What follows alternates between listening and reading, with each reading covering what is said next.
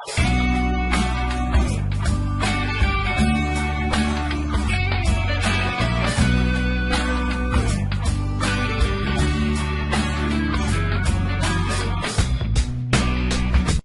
Everyone, welcome to Idol coaching. My name is Krishnakant Singh Bundela. ये macro economics कीनशियनिज्म का part 2 है और इस पार्ट में हम लोग मॉनिटरिज्म पर डिस्कशन करने वाले हैं। There is a note that this is an episodic explanation. To get benefit please see videos from part 1। Monetarism को स्टार्ट करने से पहले फिर हम देख लें कि कीन्स ने अपनी जो जनरल थ्योरी दी थी, इसने एक फ्रेमवर्क का काम किया था जिसमें इन्होंने ये बताया था कि इन्फ्लेशन और डिप्रेशन की प्रॉब्लम को सॉल्व करने के लिए हमें गवर्नमेंट की सहायता लेनी चाहिए और गवर्नमेंट अगर इंटरवीन करे तो इससे ऊपर उठा जा सकता है। इस कीन्स की थ्योरी को बहुत सारे लोगों ने एक्सेप्ट किया और जिन लोगों ने इसका समर्थन किया उनको कीनशियंस कहते हैं। जैसे ई डोमर हुए, एपी लर्नर हुए और जॉन रॉबिन्सन हुई और रॉय हेरॉड और ई डोमर के जो थ्योरी है वो मैं बहुत जल्दी लाऊंगा। लेकिन ये सब कीनशियंस कहलाते थे और इन्होंने जो थ्योरीज दी हैं उनको कीनशियनिज्म में रखा गया है। वैसे तो मैंने पूरा जो भी प्लेलिस्ट बनाई है कीनशियनिज्म के नाम से बनाई है, इसमें मैं सब कुछ कवर कर रहा हूं जो भी कीन्स के बाद हुआ। मगर इन कीनशियनिज्म में या इन कीनशियंस के बाद भी एक थ्योरी बनी है फ्रीडमैन की, और इनके द्वारा दी गई थ्योरी आती है मॉनिटरिस्ट के अंदर, क्योंकि ये पहली बार था जब मॉनेटरी पॉलिसी पर फोकस किया गया था, इसलिए इनको मॉनिटरिस्ट कहते हैं। इसमें इन्होंने कीन्स के टूल्स को और मॉडिफाइड किया था। एक चीज तो आपको क्लियर हो गई कि फ्रीडमैन ही बेस थे मॉनिटरिस्ट के, और फ्रीडमैन के ऊपर मैं वीडियो ऑलरेडी बना चुका हूं तो मैं यहां फिर से डिस्कस नहीं करने वाला हूं, आप वो वीडियो देख लीजिए। यहां पर मैं एक तरीके का कंपैरिजन बता देता हूं आपको इन शॉर्ट कीन्स और मॉनिटरिस्ट के बीच में, वो आपको थोड़ा सा हेल्प करेगा दोनों के बीच में डिफरेंशिएट करने के। कीन्स बोलते थे कि मनी सप्लाई अफेक्ट करती है इंटरेस्ट रेट की वजह से। अगर डिमांड है मनी की और मनी की सप्लाई हो रही है तो वो उसका मेन कारण है रेट ऑफ इंटरेस्ट। अगर रेट ऑफ इंटरेस्ट ज्यादा है तो लोग ज्यादा पैसा डिमांड करेंगे। लेकिन मॉनिटरिस्ट का कहना था कि मनी सप्लाई और मनी डिमांड को जो चीज गवर्न करती है that is not only interest rate, यानी केवल इंटरेस्ट रेट नहीं है, और भी बहुत सारी चीजें हैं जो अट्रैक्ट करती हैं लोगों को पैसा डिमांड करने के लिए, जैसे कॉस्ट हो गई, डिविडेंड्स हो गए, ह्यूमन हो गए, बहुत सारी। मैंने Friedman quantity theory of money में सब बताया है। बहुत सारी चीजें होती हैं जो हमको जरूरत होती हैं अपने एसेट को बनाने के लिए, और उस एसेट के लिए हम लोग पैसा डिमांड करते हैं, और उस एसेट से हमको रिटर्न जो मिलता है वो इंटरेस्ट रेट्स के रूप में भी मिलता है, कॉस्ट के रूप में, डिविडेंड के रूप में, ह्यूमंस के रूप में, बहुत अलग अलग फॉर्म में हमको रिटर्न आता है। इसलिए अगर हम ये कहें कि आउटपुट प्राइजेस और एंटिसिपेटेड प्राइजेस की वजह से रेट ऑफ इंटरेस्ट में फर्क आता है तो ये एक तरीके से सही है, मगर रेट ऑफ इंटरेस्ट की वजह से आउटपुट प्राइजेस और एंटिसिपेटेड प्राइजेस में चेंज नहीं आता है। सेंट लुइस ने ऐसा कहा है। और जब ऐसा होता है कि नहीं आता है तो इसका मेन कारण है कि और भी बहुत सारी चीजें जिसकी वजह से आउटपुट प्राइजेस और एंटिसिपेटेड प्राइजेस में चेंजेस आते हैं, जैसे कॉस्ट, डिविडेंड्स और ह्यूमन। मतलब बहुत सारी और भी ऐसे एस्पेक्ट हैं जिसकी वजह से मनी डिमांड किया जा सकता है। नेक्स्ट है, कीन्स ये मानते थे कि मनी सप्लाई का डायरेक्ट इफेक्ट होता है स्पेंडिंग्स पर, इसलिए वो गवर्नमेंट को वेलकम करते हैं कि डिप्रेशन के टाइम पे आप आइए और स्पेंड कीजिए, तो उससे मनी सप्लाई पे इफेक्ट पड़ेगा। डायरेक्ट इफेक्ट होता है मनी सप्लाई का स्पेंडिंग्स पर। मनी सप्लाई आई तो स्पेंडिंग्स अपने आप बढ़ती हैं। लेकिन मॉनिटरिस्ट बोलते थे डायरेक्ट भी होता है और इनडायरेक्ट भी होता है, क्योंकि अगर मनी सप्लाई बढ़ती है तो प्राइजेस भी बढ़ जाएंगी, और जब प्राइजेस बढ़ेंगी तो ऑटोमेटिकली लोगों को स्पेंड ज्यादा करना पड़ेगा। They can not save much, वो सेव नहीं कर सकते फिर ज्यादा। कीन्स लॉन्ग रन में कहा जाए तो कीन्स बोलते थे कि मनी सप्लाई का जो इफेक्ट है वो प्राइजेस और आउटपुट दोनों पर आएगा, क्योंकि यहां गवर्नमेंट भी अंदर आती है। लेकिन मॉनिटरिस्ट का कहना था कि लॉन्ग रन में हम देखें अगर इफेक्ट मनी सप्लाई का तो केवल और केवल प्राइजेस पर ही आएगा, क्योंकि ये लोग मॉनिटरी पॉलिसी पर ध्यान देते थे और कीन्स फिस्कल पॉलिसी पर। फिस्कल पॉलिसी, मॉनिटरी पॉलिसी, एक बार मैं फिर से क्लियर कर दूं, फिस्कल पॉलिसी वो सारी पॉलिसीज होती हैं जो गवर्नमेंट लाती है अपने इन्वेस्टमेंट प्लान्स के थ्रू, कुछ प्रोजेक्ट वगैरह जो लाती है। मॉनेटरी पॉलिसी वो होती है जो आरबीआई लाती है, गवर्नमेंट के ही अनुसार, उन्हीं के थ्रू, लेकिन आरबीआई लाती है, मनी की सप्लाई और उसकी वेलोसिटी में चेंजेस लाती है, इस तरीके से वो सप्लाई आती है। तो ये केवल प्राइजेस के लिए ही होती है। ओके, ये डिफरेंस है।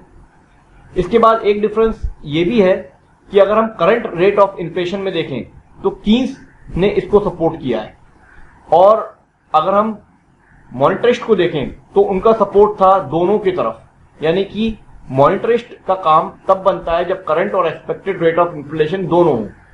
यहां पर हम पहले से ही इन्फ्लेशन को भांप लेते हैं कि आगे प्राइसेस बढ़ सकते हैं, लेकिन इसमें जो प्राइसेस बढ़ रहे हैं अभी उस पर काम किया जाता है।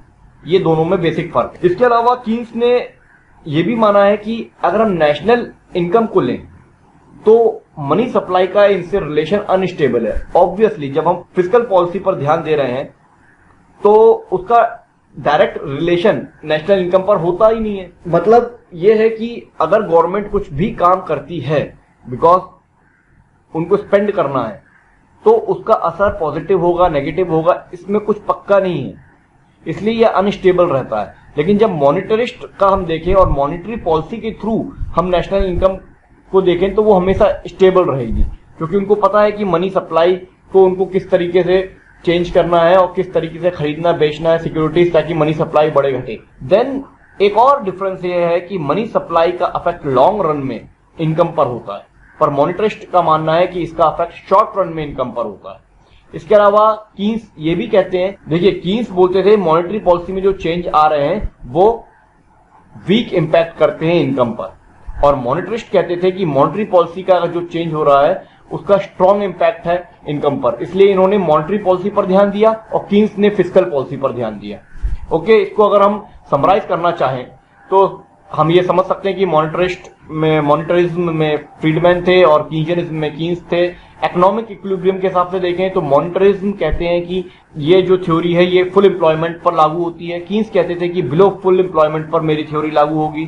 डिप्रेशन के टाइम पे मॉनिटरिस्ट का कहना था कि मनी सप्लाई जब डिक्लाइन होता है तो डिप्रेशन आता है, यानी कि जो सप्लाई कर रही है मनी आरबीआई उसमें जब डिक्लाइनेशन आता है तो डिप्रेशन आता है। कीन्जियनिज्म कहते थे कि जब गवर्नमेंट की स्पेंडिंग कम हो जाती है तो वो डिप्रेशन का कारण बन सकती है। इकोनॉमिक स्टेबिलिटी के हिसाब से देखें तो गवर्नमेंट की रिस्पॉन्सिबिलिटी या एक्टिव गवर्नमेंट अगर रिस्पॉन्सिबल है तो थ्रू मॉनेटरी पॉलिसी ही है, लेकिन कीन्जियनिज्म में फिस्कल पॉलिसी के थ्रू स्टेबिलिटी लाई जाती है। इसके अलावा मॉनेटरी चेंजेस जो होते हैं उनका स्ट्रॉन्ग इंपैक्ट होता है इनकम पे या इकोनॉमिक एक्टिविटीज पे, मैं पीछे बता चुका हूं। और कीन्जियनिज्म कहते थे कि इसका वीक इंपैक्ट होता है, ऑब्वियसली क्योंकि ये फिस्कल पॉलिसी को सपोर्ट करते थे। Money supply does not matter for Keynesianism but it does matter for monetarist, क्योंकि मॉनिटरिज्म का सारा खेल ही मनी के सप्लाई पर डिपेंडेंट है, लेकिन कीन्जियनिज्म को इससे फायदा नहीं था, इसलिए money does not matter for him. Price effect यानी पहले से एक्सपेक्टेशन कर लेना कि इन्फ्लेशन हो सकता है या इन्फ्लेशन रेट्स अभी ये चल रही है तो आगे भी बढ़ सकती हैं, उस बेसिस पर ही मनी को फ्लक्चुएट करना, मनी की सप्लाई को फ्लक्चुएट करना। कीन्जियनिज्म इसको नहीं मानते थे, वो ये मानते थे कि करंट रेट ऑफ इन्फ्लेशन जो है उसके द्वारा प्राइस अफेक्ट हो रहा है और इसलिए गवर्नमेंट को इंटरवीन करना चाहिए। मनी सप्लाई में अगर बदलाव आते हैं तो केवल प्राइस को ही अफेक्ट करेंगे, ये ऐसा मॉनिटरिस्ट कहते थे। कीन्जियनिज्म कहते थे कि दोनों को अफेक्ट करेंगे अगर बिलो फुल एम्प्लॉयमेंट है, और केवल प्राइसेस को करेंगे अगर फुल एम्प्लॉयमेंट की कंडीशन है। मनी सप्लाई और एग्रीगेट स्पेंडिंग ये बहुत डायरेक्ट इनडायरेक्ट अफेक्ट होता है इस पर, और कीन्जियनिज्म का केवल डायरेक्ट अफेक्ट होता है। ये सब मैं पीछे बता चुका हूं। Role of government, it should be reduced, यहां पर शुड नॉट बी कंट्रोल्ड, है ना। और वे आउट ऑफ डिप्रेशन से बाहर आने के लिए मॉनिटरिस्ट ने ऐसा कोई भी सजेशन नहीं दिया है, लेकिन कीन्जियंस ने बहुत बड़ा सजेशन दिया है। गवर्नमेंट की स्पेंडिंग बढ़ाई जा सकती है या उसको घटाया जा सकता है, जो भी काम करना हो टैक्स पॉलिसीज के थ्रू, जॉब क्रिएशन के थ्रू, किसी भी तरीके से कोई भी प्रोजेक्ट ला सकते हैं वो।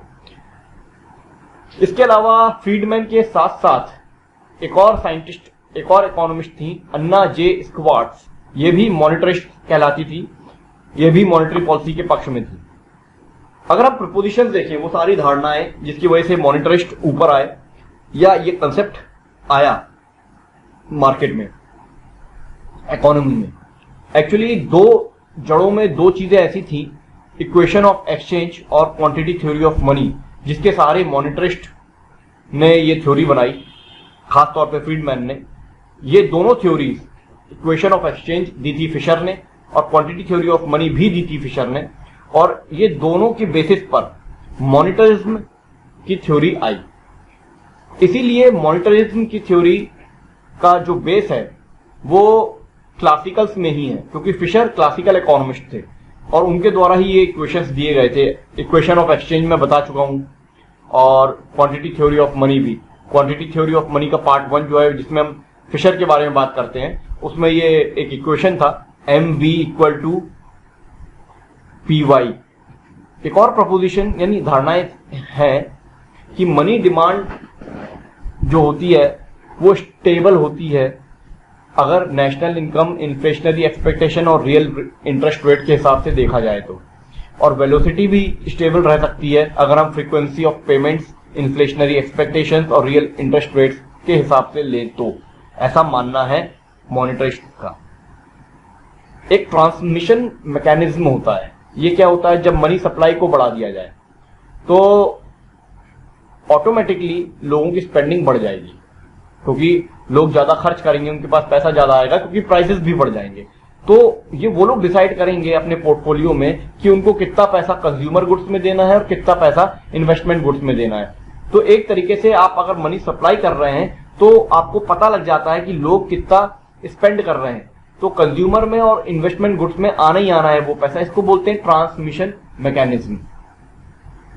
प्राइवेट सेक्टर्स को कहा गया है कि इनको अगर स्टेबल रखना है तो इनको फ्री छोड़ दीजिए, ये स्टेबल रहेंगे। क्यों? क्योंकि अगर मनी सप्लाई चेंज होती है मॉनेटरी पॉलिसी के थ्रू तो होल इकोनॉमी पर इसका असर पड़ता है, लेकिन केवल एक सेक्टर पर इसका असर नहीं पड़ता। मतलब पूरे इकोनॉमी पे इसका असर पड़ता है, ना कि केवल एक सेक्टर पर। तो अगर केवल एक सेक्टर को हम टारगेट करें, इट इज नॉट करेक्ट, तो हम प्राइवेट सेक्टर को छोड़ सकते हैं। मगर क्या ये ट्रांसमिशन मैकेनिज्म करेक्ट है? वेलोसिटी मनी की हमेशा स्टेबल रहती है, या प्राइवेट सेक्टर भी हमेशा स्टेबल रह सकते हैं? ऐसे बहुत सारे क्वेश्चंस हैं जो अभी तक अनआंसर्ड हैं। देखिए, जितनी भी थ्योरीज हैं, फिलॉसफीज हैं जो बनी हैं, ये केवल आप इतना समझ लीजिए कि इनमें कंप्लीटनेस नहीं है। कभी कुछ अप्लाई हो जाता है, कभी कुछ अप्लाई हो जाता है। इकोनॉमी में हर चीज बदलती रहती है। आज तक परफेक्ट थ्योरी नहीं बन पाई है जो इकोनॉमी को गवर्न करे या चलाए, या उसके हिसाब से ही इकोनॉमी चल रही हो। इसीलिए कभी कुछ अप्लाई होगी, कभी कुछ अप्लाई होगी। इसलिए आपको ऐसे ही इनको याद करना पड़ेगा, ऐसे ही समझना पड़ेगा, अलग अलग डिफरेंशिएट करके कि इसमें ये चीज थी, उसमें ये चीज थी, इसमें ये था, उसमें ये था, ये इसके बारे में कहते थे, वो इसके बारे में कहते थे। वो भी सही है और ये भी सही है। ओके। और इसके अलावा जितने भी और क्रिटिसिज्म थे मॉनिटरिस्ट के, वो मैंने फ्रीडमैन की क्रिटिसिज्म जो लास्ट पार्ट था क्वांटिटी थ्योरी ऑफ मनी का, उसमें मैंने बताया है।